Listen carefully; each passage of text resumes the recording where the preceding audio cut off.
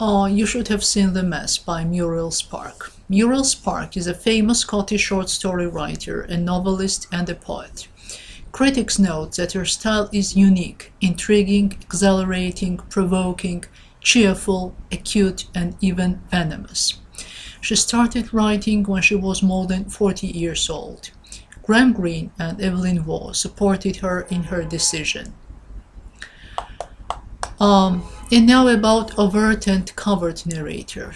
Narrator is the speaker or voice of the narrative discourse. He or she is the agent who establishes communicative contact with an addressee, the narratee, who manages the exposition, who decides what is to be told, how it is to be told, especially from what point of view and in what sequence, and what is to be left out. Depending on how the presence of a narrator is signaled in the text, one distinguishes between overt and covert narrators. An overt narrator is one who refers to him or herself in the first person, I or we.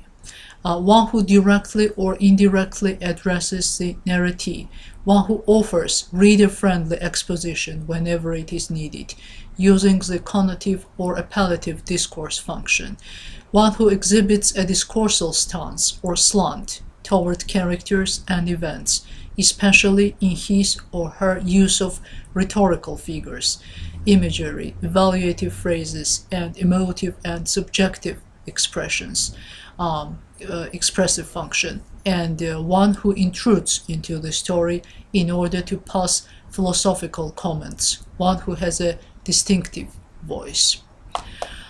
A covert narrator, in contrast, is one who exhibits none of the features of overtness listed above. Specifically, he or she is one who neither refers to him or herself, nor addresses any narratees, one who has a more or less neutral, non-distinctive voice and style, who does not provide exposition even when it is urgently needed, one who does not intrude or interfere, one who lets the story events unfold in their natural sequence and tempo, so lets the story tell itself, as is frequently, though not uncontroversially, said. In short, one whose discourse fulfills no obvious connotative, phatic, appellative, or expressive functions. Covert narration can be more easily achieved by letting the action be seen through the eyes of an internal vocalizer. Generally, Muriel Spark's style is famous for concentrating on dialogue, which makes her writing similar to live speech. Critics also speak about her style as exhilarating, playful and rigorous, cheerful and venomous, hilariously acute and coolly supernatural. So, does this show in You Should Have Seen The Mess? The narrator in You Should Have Seen The Mess is a protagonist character who reveals her personal thoughts and feelings and what she sees and is told by other characters. This kind of narration is usually called, as you already know, first-person narration. Lorna tells the readers how she lives, speaks about the people she works with or is acquainted with, etc. So what kind of narrator is Lorna? Overt or covert? Do you hear the author's voice in the story? And about mood in the story.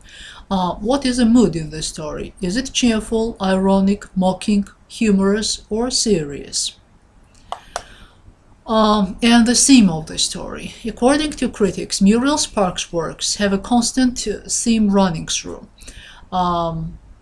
Spark's works embody her catholysis, addressing the problems of human society in modernity when God is not present, while emphasizing the value of religious ideas such as faith and forgiveness.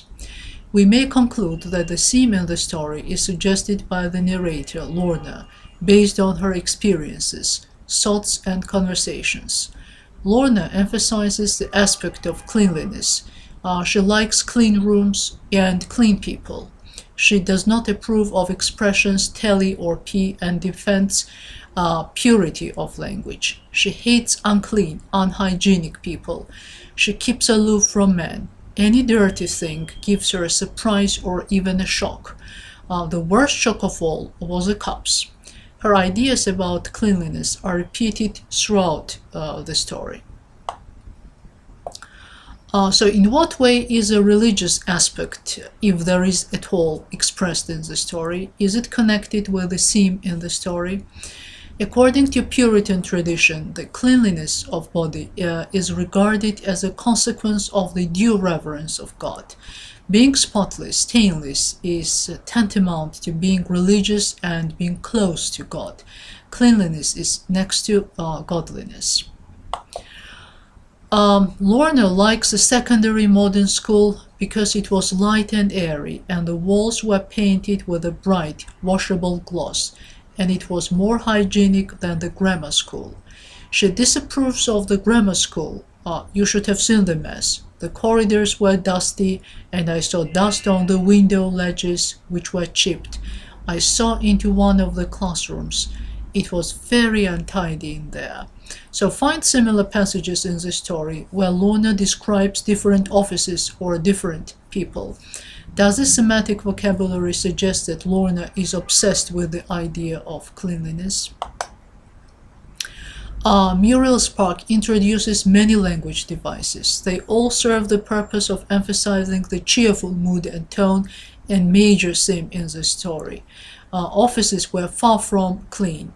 Who was far from smart in appearance. Facilities were far from hygienic. Sheets were far from clean. Window ledges were chipped. The furniture was far from new. They were far from house-proud. The paintwork was all chipped. The cups were all cracked. Cracked lino. There were shelves all round the room with old box files on them. The box files were falling to pieces. Now identify which language devices are presented above and try to find some more in the text. And now about the title of the story. What does the title of the story suggest? What tone does it establish? In what way is it connected with the theme in the context of the whole story? The words of the title are repeated many times throughout the story. What effect does the repetition create? Does the semantic radius of the title embrace the whole story? And about plot development. Is it possible to analyze You Should Have Seen the Mess according to plot elements? When does the climax occur? And about character. How does the writer manage to characterize Lorna? What kind of characterization does she employ? Direct characterization or indirect characterization? What kind of character does the writer draw? Is Lorna's thinking stereotypical? Does she take superficial decisions? Is she obsessed with the idea of cleanliness? And try to identify yourself with the character. In what way is your thinking stereotypical? Can you admit that sometimes you're narrow-minded? Are you sometimes obsessed with some ideas?